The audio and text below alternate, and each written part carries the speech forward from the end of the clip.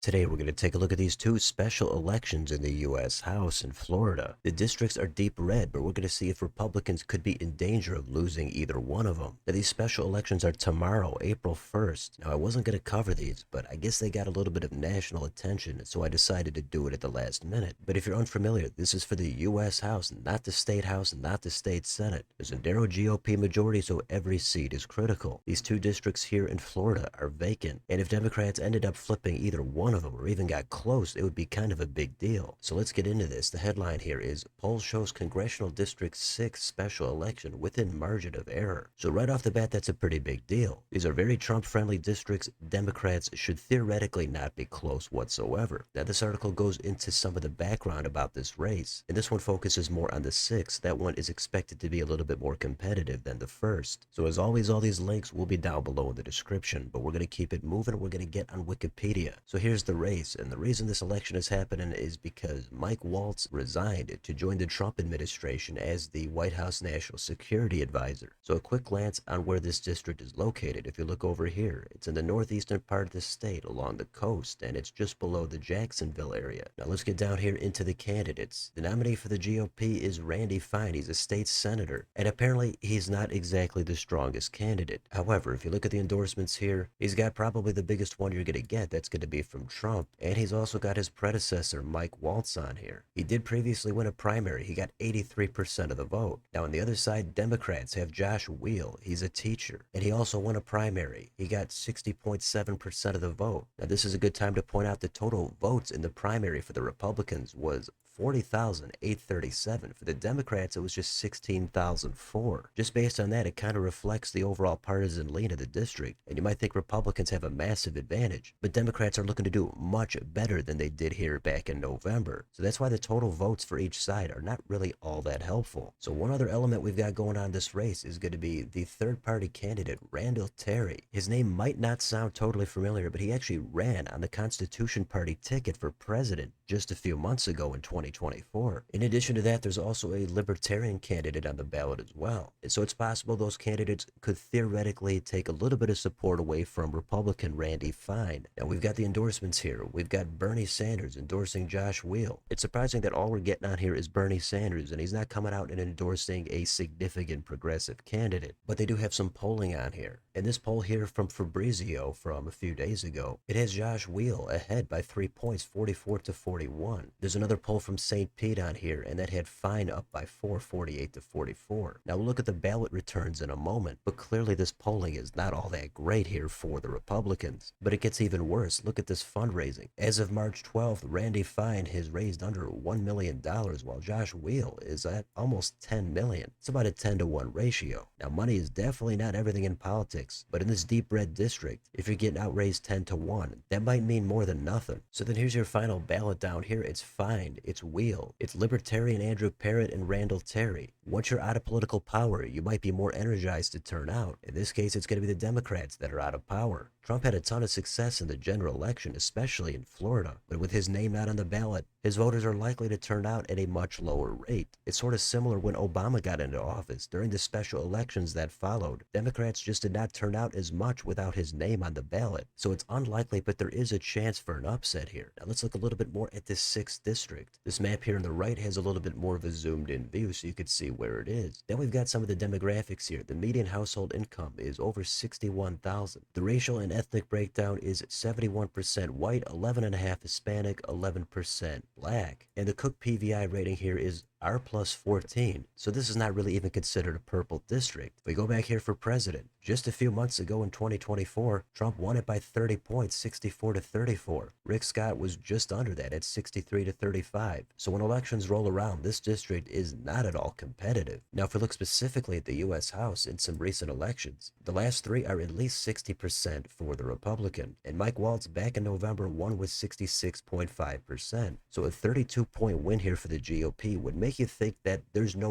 way the Democrats could possibly flip it. It's definitely going to be way under a 32-point margin. But if Republicans are going to get complacent and Democrats are going to be energized, it's clear that they've already put at least some pressure on the Republicans. Trump and Republican operatives were no longer able to totally take this race for granted. It's likely they're going to have enough to be able to win it, but you never know. Now, before we get to the turnout, let's look at the other race. This is going to be in the 1st Congressional District. This is in the Panhandle. It's all the way in the north and the western part of the state. Now, this is to replace the vacancy of Matt Gaetz. You might remember he resigned shortly after the November election. He was briefly in line to become the next U.S. Attorney General, but that kind of fell through. Maybe he runs for governor, maybe he does something else, but his seat is vacant. So here, if we go down and look at the candidates, for the Republicans, they've got Jimmy Patronis. Now, his history is a little bit more significant than Randy Fine. He was already elected to statewide office as the chief financial officer. Of course, he won by a massive margin in the last election. So he's going from a statewide position down to a more local one, but it's going to be in the U.S. House. So there were a bunch of other names that tried to make a run in the primary. But then down here, Patronis did get the Trump endorsement. It's going to be a big boost. We've even got Matt Gaetz, who declined to make an endorsement. And I didn't even know this, but apparently Gaetz' dad, Don Gaetz, also declined to make an endorsement. But in that primary, Patronis ran away with it. He got over 65%. Now, on the Democratic side, they've got Gay Valamont. It says here athletic trainer and nominee for the district back in 24. We'll come back to that in just a second. But down here, we've also got an independent candidate. His background is with the Constitution Party and the Republican Party running in Texas. If we look at the fundraising, Patronis is behind Valamont. He's at 2.1 million. She is at over 6.4 million. It's going to be as of March 12th. So there's no polling here on Wikipedia for this race, but it looks like this one should be a little bit more secure for the Republicans. But let's look a little closer at this district. Here it is again, the 1st district. The median household income here is higher. It's at 80,000. The racial breakdown here is 69.4% white, 12.8% black, 7.7% Hispanic, and the Cook PVI here is R plus 19. So let's see what happened in some statewide elections. Well, Trump won this district in a landslide. He got 68%.